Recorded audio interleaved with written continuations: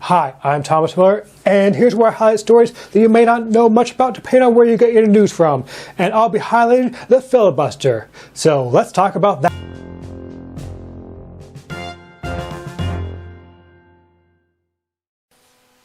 That's right, everybody. I'm talking about the filibuster. The filibuster. Filibuster. And why it's so controversial as of right now, and why we need to get rid of it altogether.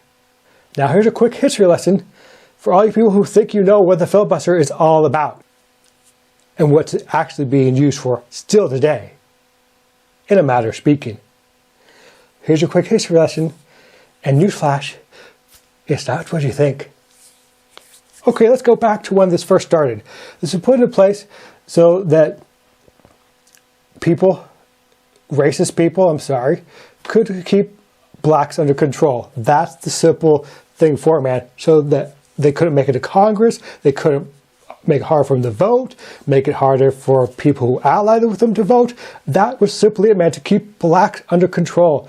And other minorities, but mainly African Americans, Black Americans, whichever term they use these days. But that was the main thing. And they're still doing it today. They use the filibuster to pass laws that are going to affect minorities and saying, whites, bravo, bravo. Well, there's your history lesson, people. I told you, some of you, it may not have been what you thought it was. Now, here's the part where I give you the mainstream media side, followed by two videos. Then the progressive side. Here's what you get hear and see from the mainstream media.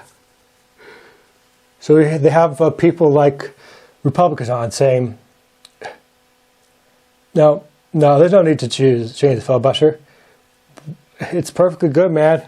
It's a good piece of rule, man, to follow, man, because it helps keep our colleagues at bay, to keep them from running amok, from taking complete control and taking away your rights, taking away your rights, your Second Amendment rights. They'll get the instant that's gone, they'll take away your guns and everything.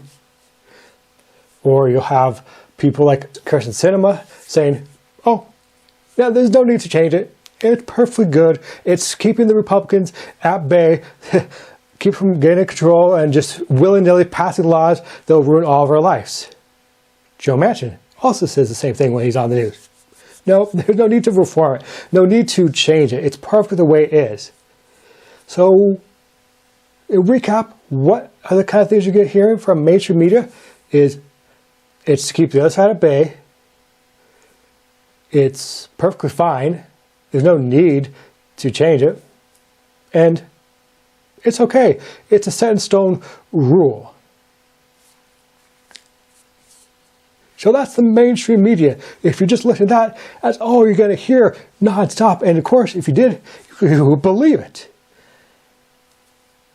Before I get to the progressive side of things, and we hear progressive news, here are two clips. One from TYT and the other from Status Coup.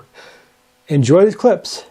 I share the disappointment of many that we've not found more support on the other. You can't even get your own party in line? And now you're going to say... Well, I hope you enjoyed those two clips. To watch those videos in their entirety, click on the links down below. And remember, as always, people, educate yourself. Educate yourself. Listen to the whole story before you make up your mind. So don't just take my word for it. Educate yourself. Now on with the progressive side of things. So this is the kind of stuff you're going to hear when you're listening to progressive news or watching it on YouTube. You're going to hear stuff like the filibuster. It is definitely a racist thing. It was definitely created to keep the blacks under control so they would gain a huge amount of power.